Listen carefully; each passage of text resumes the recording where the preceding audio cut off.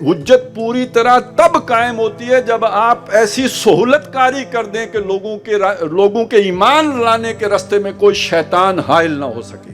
اس کا تقاضا یہ ہے کہ ایک اصول پرست پارٹی ہوں آپ، یعنی یہ اپنی جان دے کر اس نے حق ادا کر دیا شہادت علی الناس کا، اس لیے اب آپ اسے شہید کہتے ہیں۔ دنیا کی قربانی دیے بغیر یہ والا فریضہ ادا نہیں ہو سکتا۔ ڈسپشن کا شکار ہیں کہ ہم اسلام پر ہیں، اور آج دنیا میں انسانی فطرت جس چیز کی تلاش میں ہے اس کا نام عدل ہے۔ اس عدل کا کامل نظام مسلمان صندوق میں چھپا کے بیٹھے ہوئے۔ یہ جو جماعت اسلامی مولانا مودودی نے بنائی تھی، اس کے پیچھے یہ سپیرٹ ہے جو میں نے آپ کے سامنے پیش کی ہے۔ نحمدہ و نصلی علی رسولہ الکریم، اما بعد فاعوذ باللہ من الشیطان الرجیم، بسم اللہ الرحمن الرحیم۔ وَكَذَلِكَ جَعَلْنَاكُمْ أُمَّةً وَسَطًا لِتَكُونُوا شُهَدَاءَ عَلَى النَّاسِ وَيَكُونَ الرَّسُولُ عَلَيْكُمْ شَهِيدًا۔ وقال عز وجل وَجَاهِدُوا فِي اللَّهِ حَقَّ جِهَادِهِ هُوَ اجْتَبَاكُمْ وَمَا جَعَلَ عَلَيْكُمْ فِي الدِّينِ مِنْ حَرَجٍ ملت ابیکم ابراہیم هو سماکم المسلمین من قبل وفی ھذا لیکون الرسول شہیدا علیکم وتکونوا شہداء علی الناس فاقیموا الصلاة وآتوا الزکاة واعتصموا باللہ هو مولاکم فنعم المولا ونعم النصیر۔ وقال تبارک و تعالی کنتم خیر امت اخرجت للناس تأمرون بالمعروف وتنہون عن المنکر وتؤمنون باللہ۔ صدق اللہ العظیم۔ رب اشرح لی صدری ویسر لی امری واحلل عقدۃ من لسانی یفقہوا قولی، آمین یا رب العالمین۔ آج ہم نے امت مسلمہ کی غرض تاسیس شہادت علی الناس کے موضوع پر گفتگو کرنی ہے۔ قرآن مجید کے اہم ترین موضوعات میں سے یہ ایک موضوع ہے، اور ظاہر ہے کہ یہ صرف امت مسلمہ ہی کی غرض تاسیس سے بحث نہیں کرتا، بلکہ انبیاء علیہم السلام کے مقصد بعثت سے بھی بحث کرتا ہے۔ اور اس موضوع پر ہمارے ہاں جو بھی لٹریچر ہے، اس میں مولانا امین حسن اصلاحی کی ایک کتاب ہے دعوت دین اور اس کا طریقہ کار، اس کا چیپٹر ہے تبلیغ کس لیے۔ اس حوالے سے مواد اس چیپٹر میں آپ کو ملے گا۔ اسی طرح شہادت حق مولانا کا ایک بہت ہی مشہور کتابچہ ہے، وہ اصل میں اسی موضوع سے بحث کرتا ہے۔ ڈاکٹر اسرار احمد نے اپنے جو بھی فرائض دینی کے جامع تصور میں جو دوسرا جو فرض بیان کیا ہے، وہ شہادت علی الناس کا فریضہ ہے۔ اس کے علاوہ ان کے اس پر علیحدہ سے ایک دوسرے عنوان کے تحت اسی موضوع سے متعلق مواد موجود ہے، امت مسلمہ کے لیے 6 نکات لائے عمل۔ تو جو زیادہ تفصیل سے اس موضوع کو سمجھنا چاہے، اس کی ساری گہرائی و گہرائی معلوم کرنا چاہے، اگر وہ اس لٹریچر کا مطالعہ کرے گا تو اس کی تمام جو گوشے ہیں وہ اس کے سامنے اجاگر ہو کے آ جائیں گے۔ میں نے اسی کا ایک خلاصہ ہے جو آپ کے سامنے عرض کرنا ہے اس موقع پہ۔ دیکھیں، سب سے پہلے یہ بات سمجھ لیجئے کہ امت مسلمہ کی غرض تاسیس سے کیا مطلب ہے۔ یعنی جب ہم کوئی ادارہ بناتے ہیں تو ظاہر ہے اس ادارے کے کچھ اہداف ہیں جو ہم طے کرتے ہیں، اس کے پیش نظر کوئی ہدف ہوتا ہے۔ وہ جو اہداف ہیں وہ اس ادارے کا غرض تاسیس ہے، یعنی جس مقصد کے لیے اس ادارے کی تاسیس یا اس کا وجود عمل میں لایا گیا ہے۔ تو یہ جو امت مسلمہ بنی ہے، اس کا مقصد کیا ہے، یہ کیوں بنی ہے، کس مقصد کو حاصل کرنے کے لیے اللہ تعالیٰ نے اتنا بڑا ادارہ بنایا ہے جسے ہم امت مسلمہ کے نام سے جانتے ہیں۔ اور دوسرا جو اہم تر اس میں حصہ ہے وہ ہے شہادت علی الناس۔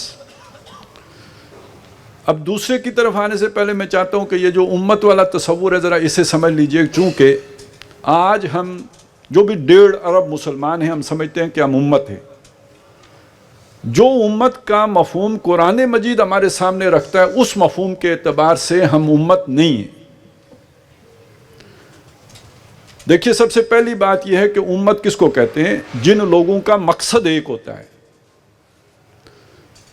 وہ آپ نے قرآن مجید میں یہ الفاظ استعمال ہوئے ہیں آمین الحج، جو وہ لوگ کہ جنہوں نے حج کا ارادہ کیا ہوا ہے۔ اما یوم و ارادہ کرنا، اس سے لفظ امت بنا ہے، جن کا ارادہ ایک ہے، جن کا گول ایک ہے، جن کا ہدف ایک ہے۔ آج ہمارے 58 سیاسی ممالک ہیں اور ہر ملک کا ماٹو وہی ہے جو ہمارا ہے، سب سے پہلے پاکستان۔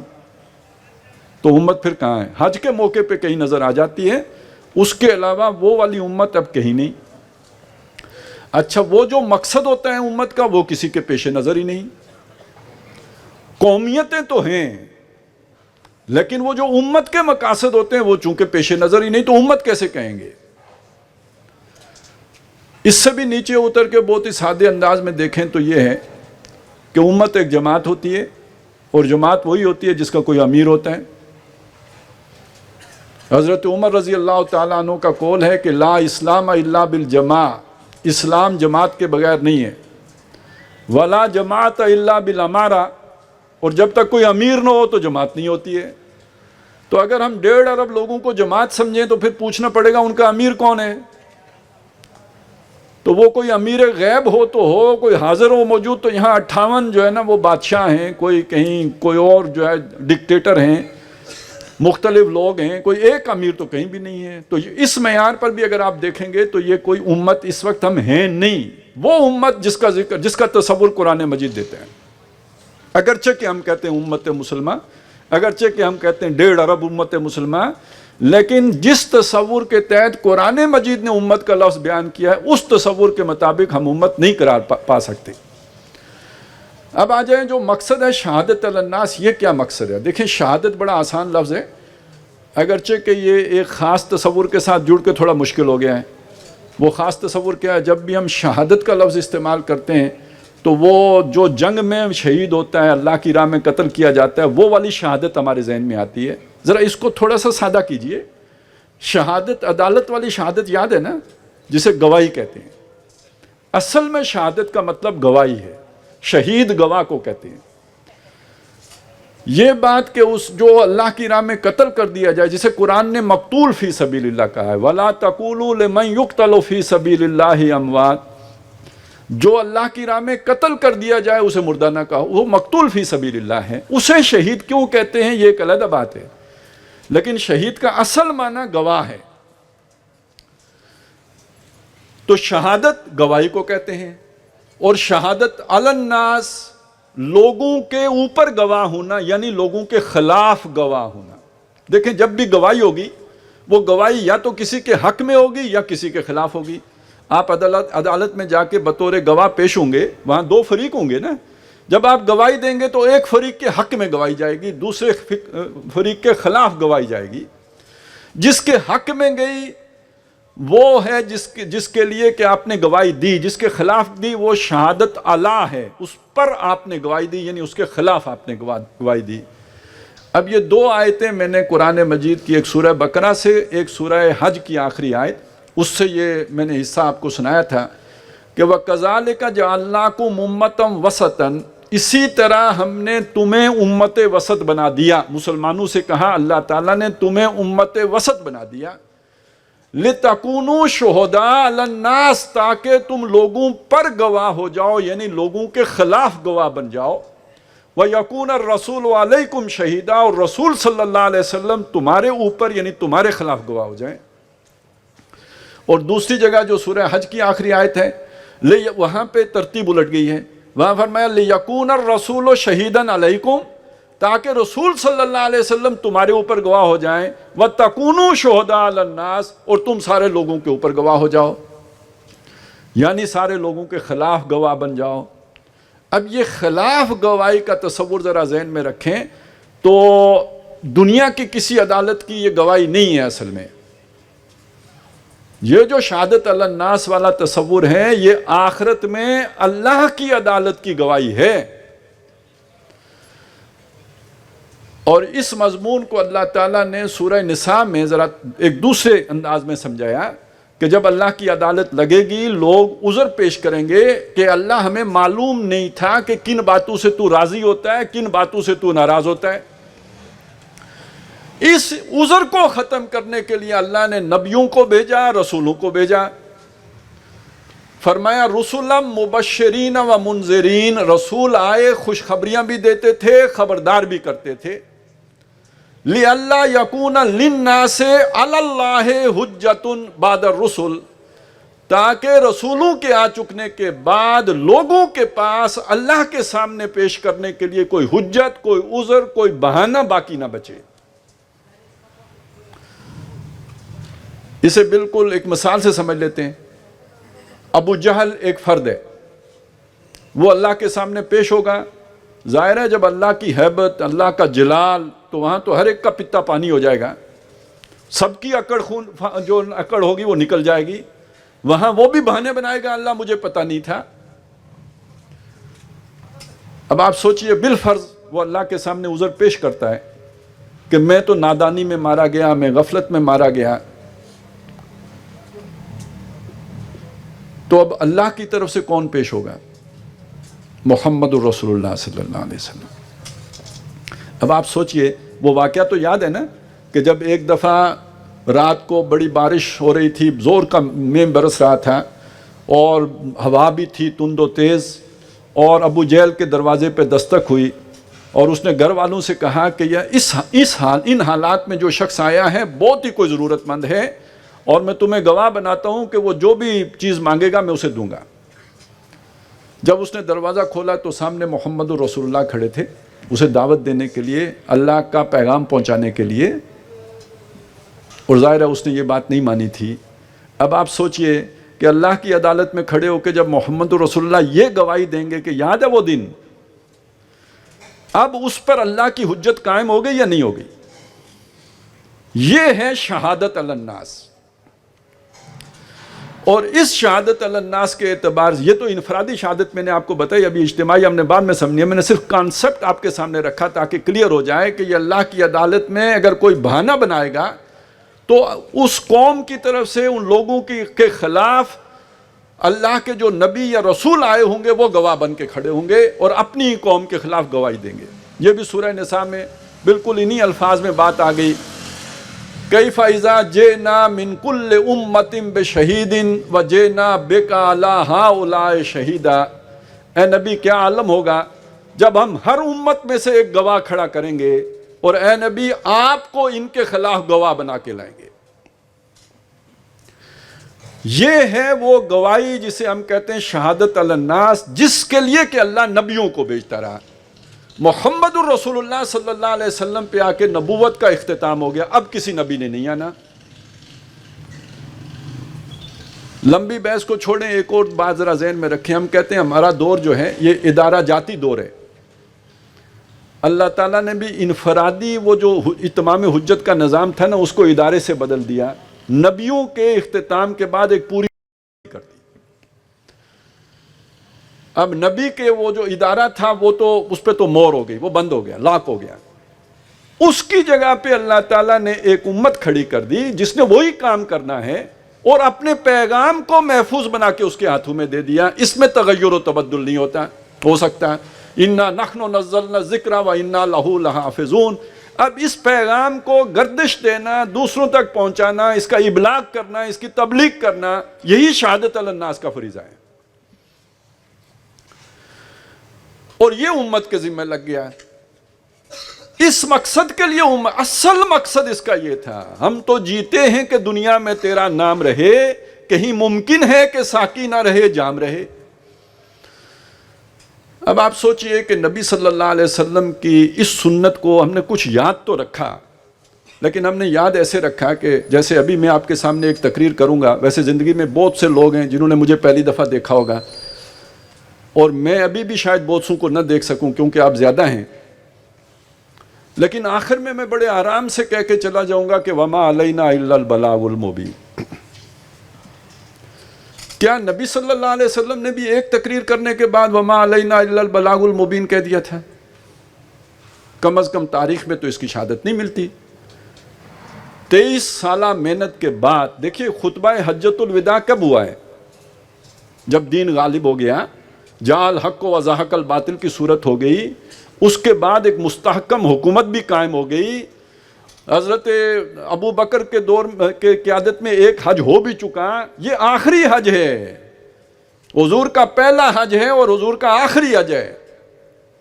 اس حج کے موقع پر جب لاکھ سوا لاکھ کا مجمع سامنے موجود ہے، آج حضور پوچھ رہے ہیں الا هل بلغت، لوگوں میں تمہیں اللہ کا پیغام پہنچانے آیا تھا، کیا میں نے اللہ کا وہ پیغام تم تک پہنچا دیا؟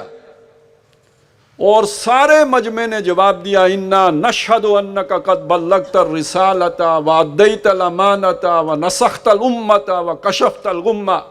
اے اللہ کے رسول، ہم گواہی دیتے ہیں آپ نے پہنچانے کا حق ادا کر دیا، آپ نے امت کی خیر خواہی کا حق ادا کر دیا، آپ نے امانت کا حق ادا کر دیا، آپ نے برائی کے پردے چاک کر دیے. اس کا کوئی شیطان نے جو ملمہ کاریاں کی ہوئی تھی سب اوپر سے وہ جو شوگر کوٹڈ تھی وہ سب ہٹا کے اس کی اصلیت ہمیں دکھا دی. ہم اس کی گواہی دیتے ہیں. یہ پہنچانا ہوتا ہے. وما علینا الا البلاغ. یہ ہے جب پیچھے پورا نظام کھڑا ہے. یہ صرف زبان کلام کی بات نہیں ہے اور صرف انفرادی عمل کی بات نہیں ہے. ایک پوری ریاست، ماں جیسی ریاست بنا کے رحمت للعالمینی کا مظہر نظام کھڑا کر کے اس کے بعد پوچھا کہ میں نے پہنچا دیا. کیوں؟ اوپر ابو جہل بیٹھے ہوں تو بلال والا جگرا بہت تھوڑے لوگوں کا ہوتا ہے کہ ایمان لائیں. اوپر فرعون بیٹھے ہوں تو جادوگروں والی ہمت بہت کم لوگوں میں ہوتی ہے کہ پاؤں اور ہاتھ کٹوانے کے لیے تیار ہو جائیں اور پھر بھی کہیں اشہد ان لا الہ الا اللہ. لہٰذا یہ حجت پوری طرح تب قائم ہوتی ہے جب آپ ایسی سہولت کاری کر دیں کہ لوگوں کے ایمان لانے کے راستے میں کوئی شیطان حائل نہ ہو سکے. وہ سارے بڑے بڑے سردار جب ختم ہو چکے، ہر رکاوٹ دور ہو چکی، جعل حق و زہق الباطل ہو چکا، اسلام فتح یاب ہو چکا، کوئی رکاوٹ باقی نہیں رہی. اب پوچھا اب کسی کو کیوں تکلیف ہو ایمان لانے میں؟ اب کیا رکاوٹ ہے؟ میں نے سہولت بھی پیدا کر دی نا، فیسیلیٹیشن بھی کر دی. یہ تھا جو حضور کے پہنچانے کا طریقہ تھا. اس کے بعد اب حضور نے اللہ کو گواہ بنایا، اس لیے کہ ذمہ داری کس نے لگائی تھی؟ یہ اپوائنٹمنٹ کس کی طرف سے تھی؟ ماموریت کس نے کی تھی؟ مبعوث کس نے کیا تھا؟ اللہ نے. لہٰذا اسی موقع پہ آپ نے فرمایا اللہم اشہد، 3 دفعہ فرمایا اللہ تو گواہ رہنا، میں نے اپنی ذمہ داری ادا کر دی ہے. اللہم اشہد، اللہم اشہد. لیکن حضور کی یہ جو ذمہ داری ادا ہوئی تھی یہ امیین کی حد تک ہی ادا ہوئی تھی. آپ رحمت للعالمین تھے کہ نہیں؟ وما ارسلناک الا کافۃ للناس بشیرا ونذیرا. تو کیا ساری دنیا تک حضور نے بات پہنچا دی تھی؟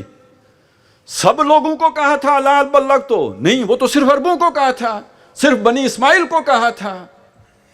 اب یہ باقی جہان والوں تک کون پہنچائے گا؟ چنانچہ اگلا حصہ ہے فَلْيُبَلِّغِ الشَّاهِدُ الْغَائِبُ. اب جو گواہ بن گئے ہیں کہ ہم تک دین پہنچ گیا ہے، میرے کندھوں سے ذمہ داری اتر کر ان کے سروں پہ منتقل ہو گئی ہے. اب ان سارے انسانوں تک یہ میرا پیغام قیامت تک پہنچانا میری امت کی ذمہ داری ہے. فَلْيُبَلِّغِ الشَّاهِدُ الْغَائِبُ. یہ ہے لِيَكُونَ الرَّسُولُ شَهِيدًا عَلَيْكُمْ وَتَكُونُوا شُهَدَاءَ عَلَى النَّاسِ. اب سارے انسانوں پر تم نے گواہ بننا ہے. بدقسمتی ہے ہم اس تصور کو نہیں جانتے. ہم مسلمانی کے تقاضے سمجھتے ہیں، پھر بھی سمجھتے ہیں کہ چلیں جی نماز پڑھیں، روزے رکھیں، ہم عبادت کریں، اللہ والے بنیں. یہ مسلمانی کے تقاضے ہیں، یہ ابدیت کے تقاضے ہیں. یہ امت کی حیثیت سے جو ذمہ داری عائد ہوتی ہے یہ اکثر و بیشتر ہمارے ذہنوں میں نہیں ہے. یہ اگر ذہنوں میں ہے ہو تو ہمارا کریکٹر بالکل ایک دوسری اور طرح سے اس کی ڈیمانڈ آ جاتی ہے، کیونکہ اس مسلمانی کے تقاضوں میں رخصت بھی ہے. وہ تو بندے اور اللہ کا معاملہ ہے نا، کسی تھرڈ پرسن کا تو اس میں کوئی چکر ہی نہیں.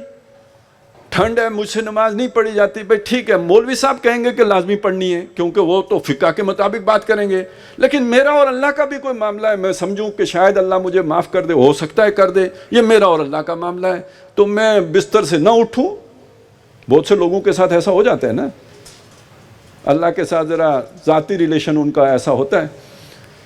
تو یہ تو ہو گیا مسئلہ آپ کا اور اللہ کا، لیکن امت مسلمہ کے فرد ہونے کی حیثیت سے ذمہ داری اس سے بڑھ کر ہے، اس سے آگے کی ہے.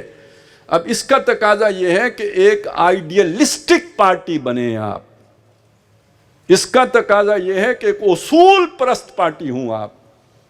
یہ ذرا بات اگر مشکل ہو گئی ہو تو میں مثال سے آسان کر دیتا ہوں کہ دیکھیں دنیا میں جتنی بھی قومیں ہیں وہ اپنے مطلب کے لیے جھوٹ بولنے کو جائز سمجھتی ہیں،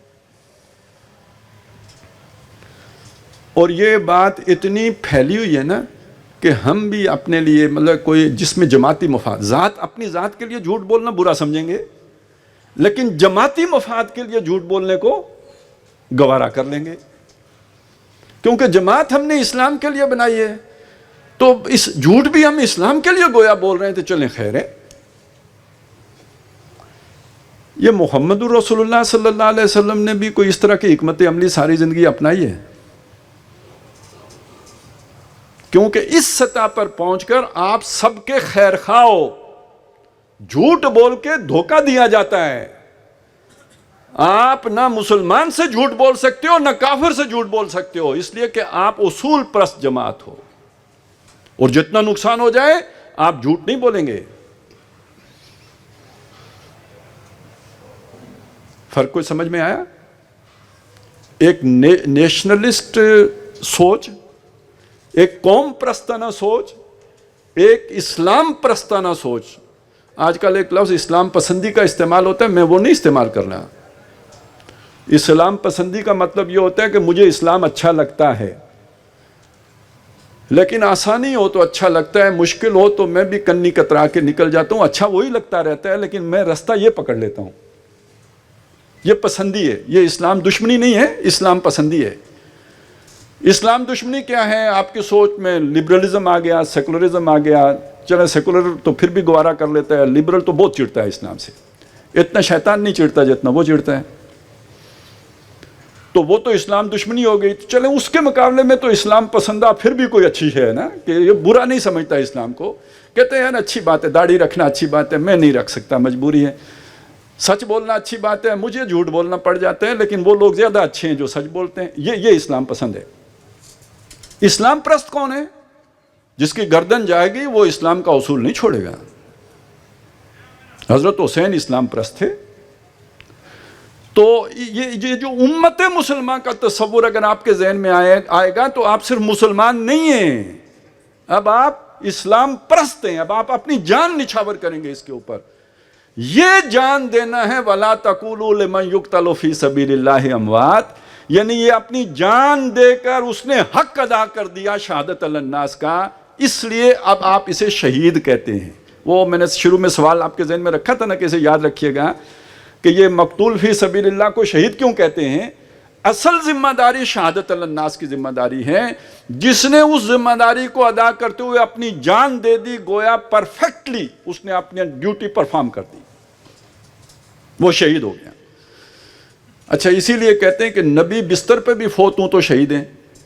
کیوں؟ وہ مقتول تو نہیں ہوئے، اس لیے کہ ان کی تو پوری زندگی وہ شہادت دیتے گزر رہی ہوتی ہے.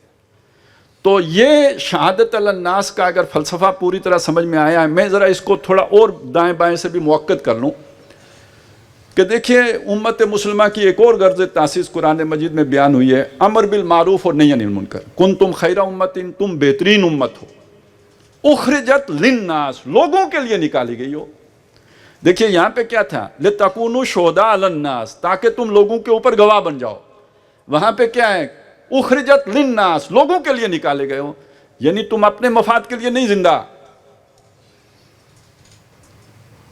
سب سے پہلے میں یا سب سے پہلے میرا ملک نہیں، سب سے پہلے اسلام، سب سے پہلے اللہ، سب سے پہلے مقصد جس کے لیے کہ یہ امت بنی ہے، اور وہ لوگوں کی بھلائی، لوگوں کی خیر خواہی، لوگوں تک اللہ کا پیغام پہنچ جائے.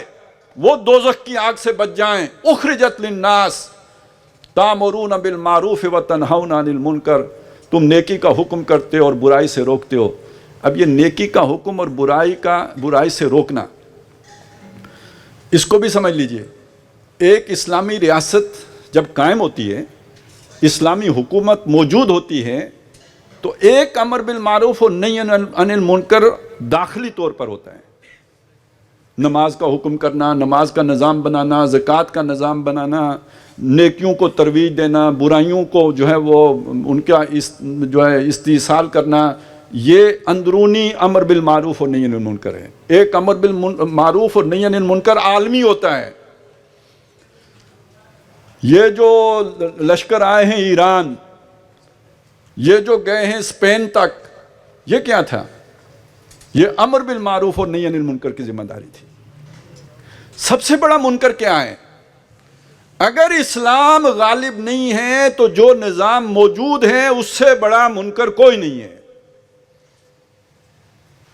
اس کے ہوتے ہوئے یہ چھوٹے چھوٹے منکرات پر اپنی محنت ضائع کرنے کی ضرورت نہیں ہے، کیونکہ منکرات موجود ہے. آپ ایک منکر ختم کریں گے، وہ 10 پیدا کرے گی.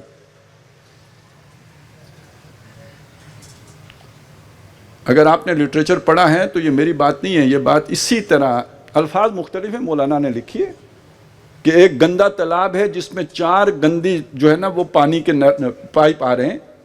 آپ اس میں سے کتنے ڈول نکالیں گے جب تک وہ پائپ نہیں بند کریں گے تو وہ پانی کیسے صاف ہوگا؟ نظام کی مثال یہ ہے. آپ غربت کیسے مٹا سکتے ہیں جبکہ نظام غربت پیدا کر رہا ہے؟ تقسیم دولت کا نظام ایسا ہے کہ ایک طرف ارتکاز دولت اور دوسری طرف محرومی. آپ کتنوں کے پیٹ پال لیں گے، کتنے غریبوں کو جو ہے وہ چھت میسر کرا دیں گے، کتنے بیماروں کا علاج کرا دیں گے، جبکہ پورا نظام کی چکی الٹی چل رہی ہے. تو سب سے بڑا منکر وہ باطل نظام ہو جاتا ہے کہ جو کئی منکرات کا ایجاد کرنے والا ہوتا ہے، فیسیلیٹیٹ کرنے والا ہوتا ہے، ان کو رواج دینے والا ہوتا ہے، ان کو جاری کرنے والا ہوتا ہے. تو یہ سب سے بڑا منکر کیا ہوا پھر؟ باطل نظام. تو امر بالمعروف کا مطلب کیا ہوا؟ اسلامی نظام کا پرچار کرنا. اور نہی عن المنکر کا مطلب کیا ہوا؟ اس باطل نظام کا کلا کما کرنے کی جد و جہد کرنا. تو کنتم خیر امت اخرجت للناس تامرون بالمعروف وتنہون عن المنکر. صحابہ جو نکلے تھے، ایران آئے ہیں یا کسی اور جگہ گئے ہیں، وہ یہ امر بالمعروف اور یہ نہی عن المنکر کرنے آئے. چنانچہ جب سعد بن ابی وقاص سے پوچھا گیا کہ آپ کیوں آئے ہو؟ آپ پہلے بھی آتے تھے، لوٹ مار کرتے تھے، چلے جاتے تھے، اب آئے ہو جاتے ہی نہیں، محاصرہ کر کے بیٹھے ہوئے ہو. انہوں نے کہا انا قد ارسلنا، پہلے ہم آتے تھے، اس دفعہ بھیجے گئے ہیں. پیسیو وائس ہے، اب ہمیں بھیجا گیا ہے، خود نہیں آئے. اب ہم مشن پر ہیں، مشنری ہیں. کیا مشن ہے آپ کا؟ لِنُخْرِجَ النَّاسَ مِنْ ظُلُمَاتِ الْجَاهِلِيَّةِ إِلَى نُورِ الْإِيمَانِ، تاکہ لوگوں کو جہالت کے اندھیاروں سے نکال کر ایمان کی روشنی میں لائیں. وَمِنْ جَوْرِ الْمُلُوكِ إِلَى عَدْلِ الْإِسْلَامِ، بادشاہوں کے ظلم سے نجات دے کر اسلام کے انصاف میں لے کے آئیں. اب امر بالمعروف نہی عن المنکر کا پتہ لگ جانا چاہیے نا. بادشاہوں کا جو ظلم ہے، جہاں بھی ظالمانہ نظام ہے وہ منکر ہے. اس منکر کو ختم کرنے کے لیے آئے ہیں، اور اسلام کا جو عدل ہے وہ معروف ہے، اس معروف کو نافذ کرنے کے لیے آئے ہیں. کنتم خیر امت اخرجت للناس تامرون بالمعروف وتنہون عن المنکر. تو یہ امر بالمعروف اور نہی عن المنکر بھی در حقیقت وہی تصور، وہی شہادت علی الناس، اسی کا یوں سمجھے ایک دوسری اصطلاح ہے. بات وہی ہے. تواصی بالحق کا بھی یہی مطلب ہے، تبلیغ کا بھی یہی مطلب ہے، دعوت کا بھی یہی مطلب ہے. اب اس کا تقاضا کیا؟ ایک تقاضا تو میں نے آپ کو بتایا نا، اسلام پرستی. میں ذرا تھوڑا اسے اور کھولنا چاہتا ہوں. اس سطح پہ آ کے دنیا کی قربانی دیے بغیر یہ والا فریضہ ادا نہیں ہو سکتا. یہاں آگ میں چھلانگ لگانی پڑتی ہے، بیٹے کے گلے پہ چھری چلانی پڑتی ہے، باپ سے بھی متھا لگانا پڑتا ہے، بادشاہ کے سامنے بھی بات کرنی پڑتی ہے اور اسے ہرانا پڑتا ہے. بادشاہ کا منہ بند کر دینا اپنی موت کے پروانے پہ دستخط کرنا ہے. آپ بادشاہ کو جواب بھی دے سکتے ہوں جس سے وہ چپ ہو جائے، دینا نہیں چاہیے، یہ حکمت کے خلاف ہے. لیکن حضرت ابراہیم نے تو اس حکمت کا مظاہرہ نہیں کیا نا.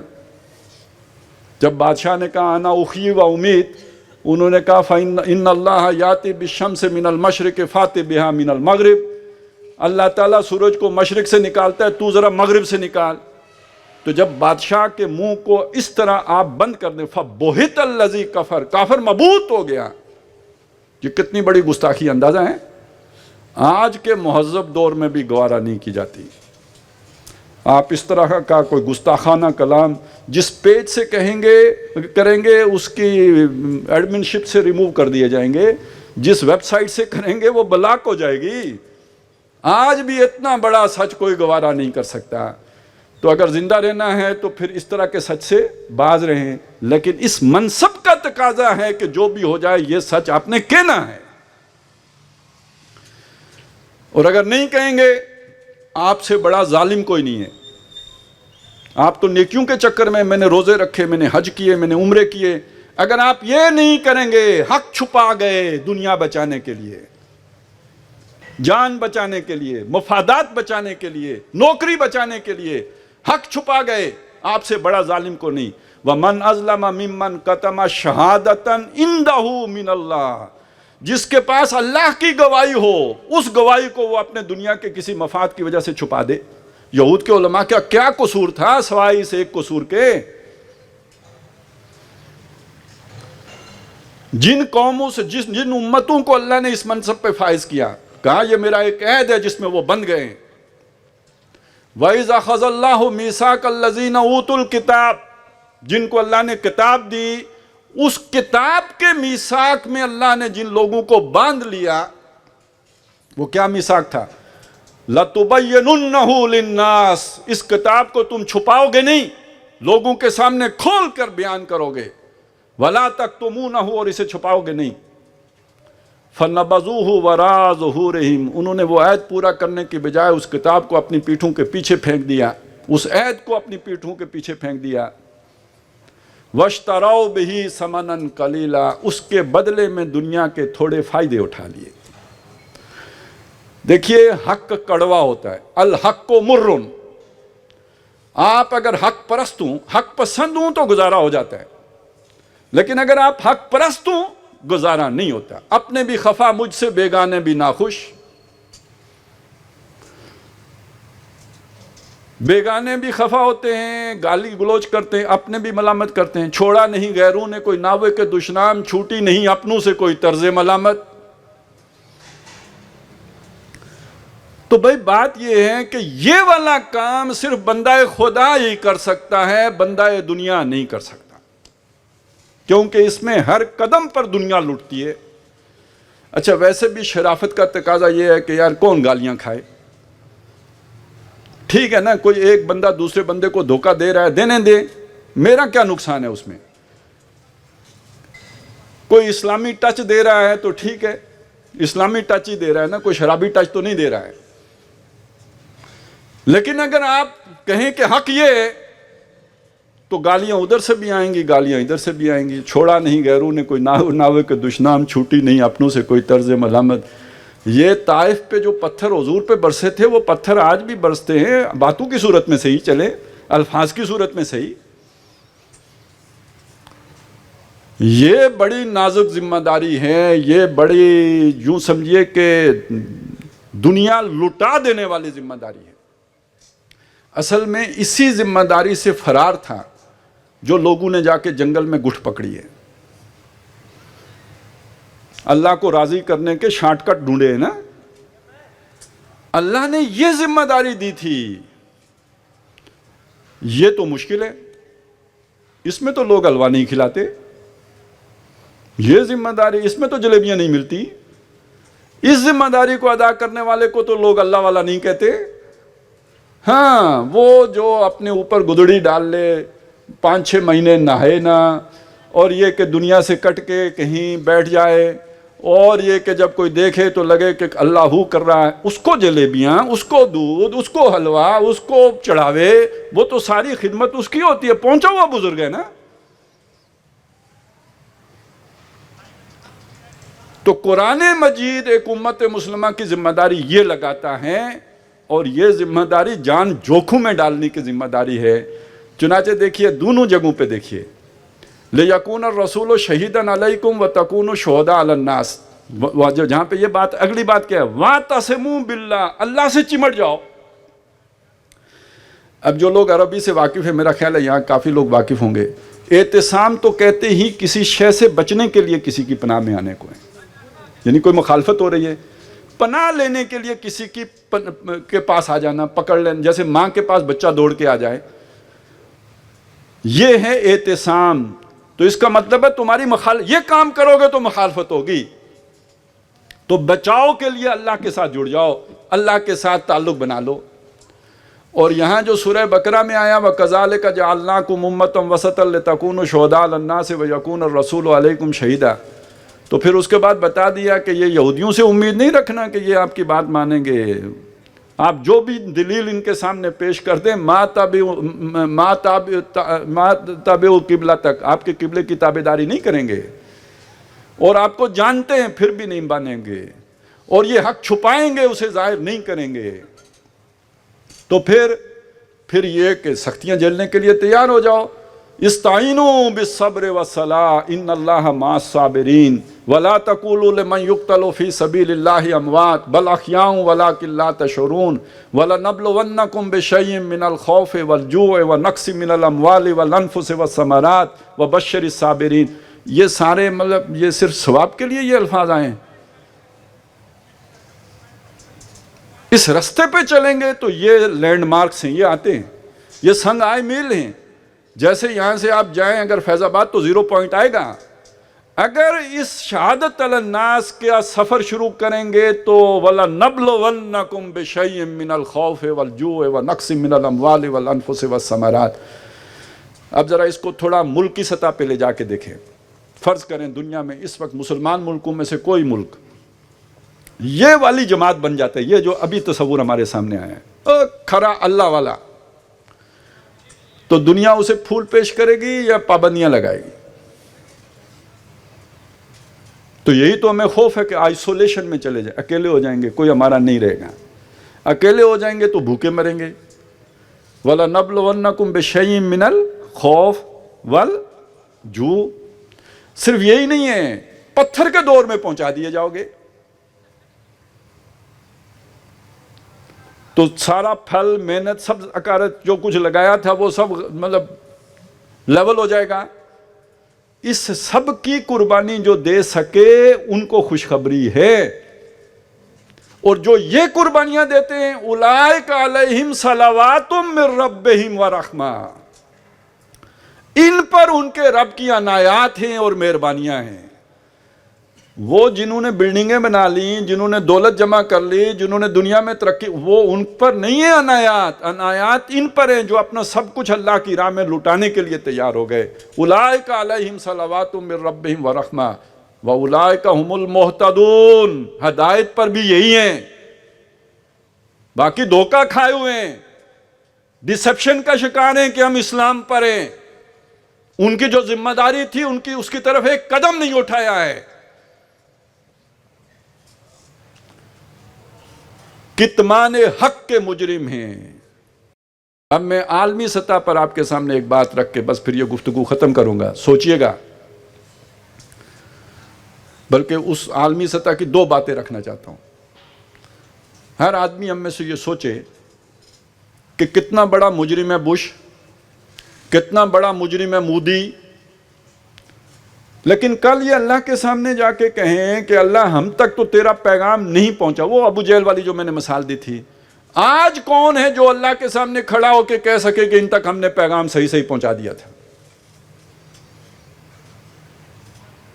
تو اس بات کا خطرہ نہیں ہے کہ یہاں تو جو ہو رہی ہے سو ہو رہی ہے، وہاں بھی الٹی گنگا بہ جائے؟ دیکھیں نا، آج اگر یہ آرڈر ہو یونیورسٹی انتظامیہ کی طرف سے کہ یہ اجتماع نہیں ہو سکتا. آرڈر انہوں نے گیٹ پہ کھڑے جو بھی ذمہ دار ہیں ان کو دیا, وہ آرڈر یہاں پہنچایا ہی نہ جائے انتظامیہ کے پاس, تو کل جب اکاؤنٹیبلٹی ہوگی تو پکڑ کس کی ہوگی؟ جن تک پیغام پہنچا ہی نہیں ان کی, یا جس نے پہنچایا نہیں اس کی؟ تو آج اگر کافروں کے پاس پیغام نہیں پہنچتا تو بڑا مجرم کون, کافر یا وہ مسلمان جو پیغام چھپا کے بیٹھے ہوئے ہیں؟ اور دوسرا پہلو سمجھیے, یہ مت سمجھیے کہ دنیا اسلام سے اتنی دور ہے کہ آپ پیغام پہنچائیں بھی تو وہ اس پر عمل نہیں کرے گی. یہ ہماری غلطی ہے. اسلام دین فطرت ہے, فطرت سب لوگوں کی ایک ہے, اور آج دنیا میں انسانی فطرت جس چیز کی تلاش میں ہے اس کا نام عدل ہے. اس عدل کی تلاش میں دنیا نے کروڑوں انسان مار کے یا مروا کے تو جمہوریت کا انقلاب برپا کیا تھا. نکلا اس سے کیا؟ سرمایہ داروں کی آمریت. پھر کروڑوں مار کے عدل کی تلاش میں کمیونزم آیا, اس سے کیا نکلا؟ ون پارٹی ڈکٹیٹرشپ, غلامی. یہ کروڑوں انسان عدل کی تلاش میں مر گئے. اس عدل کا کامل نظام مسلمان صندوق میں چھپا کے بیٹھے ہوئے. اور مزے کی بات یہ کہ وہ اس عادلانہ نظام کے لیے ان کی طرف دیکھ رہے ہیں. جمہوری اقدار, سوشلزم, کمیونزم. ہم نے دیکھا ہے کہ فیشن میں الجھ کر اکثر تم نے اسلاف کی عزت کے کفن بیچ دیے, نئی تہذیب کی بے روح بہاروں کے عوض اپنی تہذیب کے شاداب چمن بیچ دیے. اب وہ کیسے سوچ سکتے ہیں کہ ہمارے پاس بھی کوئی اعلیٰ تعلیمات ہو سکتی ہیں؟ ہمارا اپنا کردار دیکھیں, ہمارے عمل دیکھیں, ہمارے معاشروں کی حالت دیکھیں. ہم سے تو وہ پھر بھی بہتر ہیں عدل کے اعتبار سے. تو سوچئے اگر ان مسلمان ملکوں میں سے کوئی ایک ملک اگر حقیقی عادلانہ نظام, وہ جو محمد الرسول اللہ نے مدینے میں قائم کیا تھا, وہ قائم کر کے دنیا کو دکھا دے. سختیاں آئیں گی, مصیبتیں آئیں گی, پریشانیاں آئیں گی, لیکن وہ پوری دنیا کے لیے وہ ملک لائٹ ہاؤس نہیں بن جائے گا. اتنا کر دیں تو یہ سمجھ لیں کہ پوری دنیا کے لیے اہتمام. آج گلوبل ویلیج ہے نا, ایک ملک میں اگر ایسا ہو جاتا ہے تو ساری دنیا پر حجت قائم ہو جائے گی, شہادت علی الناس کی ذمہ داری ادا ہو جائے گی, باقی مسلمانوں کی طرف سے بھی فرض کفایہ کے طور پر ادا ہو جائے گی.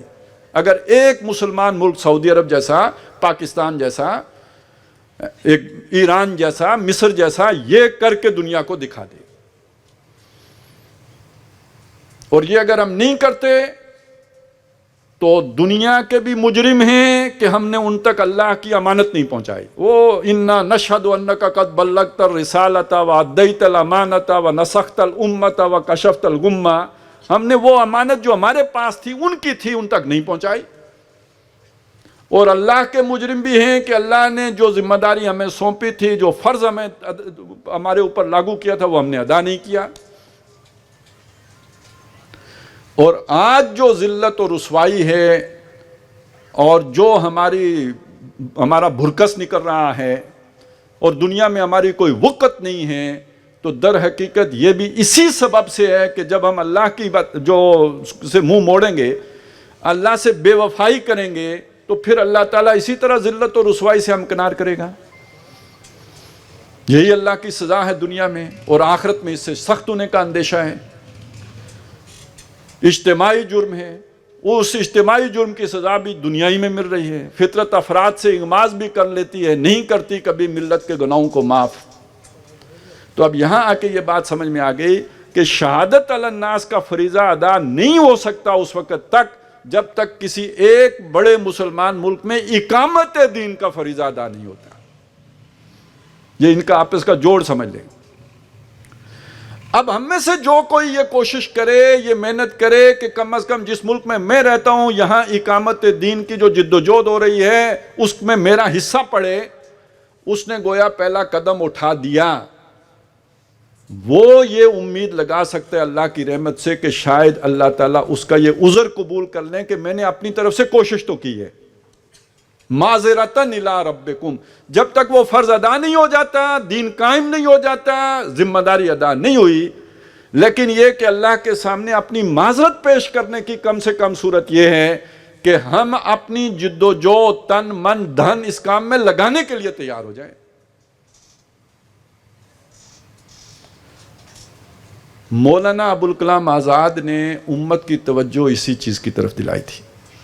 ان کی تبلیغ کا مقصد یہی تھا. علامہ اقبال نے بھی قوم کو، امت کو یہی سبق پڑھانے کی کوشش کی ہے. مولانا مودودی نے بھی اپنے لٹریچر میں یہی سمجھانے کی کوشش کی ہے. آپ اس جماعت کو باقی جماعتوں پر قیاس نہ کیجئے. ان کی نوعیت، ان کی قسم اور ہے.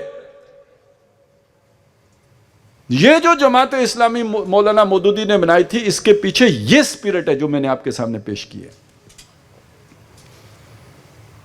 اس لیے میں نے شروع میں بتایا تھا فلانا فلانا فلانا کتابوں میں یہ سارا کانٹینٹ آپ کو ملے گا، تاکہ اگر میری باتوں سے تھوڑا بھی آپ کو لگے کہ یار یہ کوئی سیریس میٹر ہے تو آپ اس سے مزید پڑھ کے اپنے دل کی اور تسلی کا سامان کر لیں.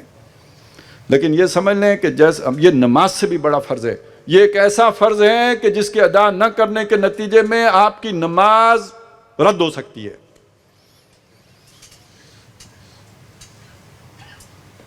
آپ کے سارے کیے کرائے پر پانی پھر سکتا ہے. یہ ایسا فرض ہے اگر یہ نہیں ادا کریں. اور جس کو سمجھ آ گئی ہو اور اس کے بعد اس سے پیچھے ہٹے، وہ تو نفاق ہے. تو اللہ تعالیٰ ہمیں اس پہ استقامت عطا فرمائے. ان الذین قالوا ربنا اللہ ثم استقاموا. اور باقی جو زندگی ہے، ان صلاتی و نسکی و محیای و مماتی للہ رب العالمین، کہ جیسے ہماری نماز اور قربانی اللہ کے لیے ہے، ایسے ہی ہمارا جینا اور مرنا بھی اس مقصد کے لیے ہو کہ ہم تو جیتے ہیں کہ دنیا میں تیرا نام رہے. کہیں ممکن ہے کہ ساقی نہ رہے، جام رہے. یہ جو جام ہدایت ہے قرآن مجید، یہ جو اسلام، اس کو گردش دینے والے ساقی بن کے ہم زندگی کو بسر کر سکیں. اقول قولی ھذا واستغفر اللہ لی ولکم ولسائر المسلمین والمسلمات.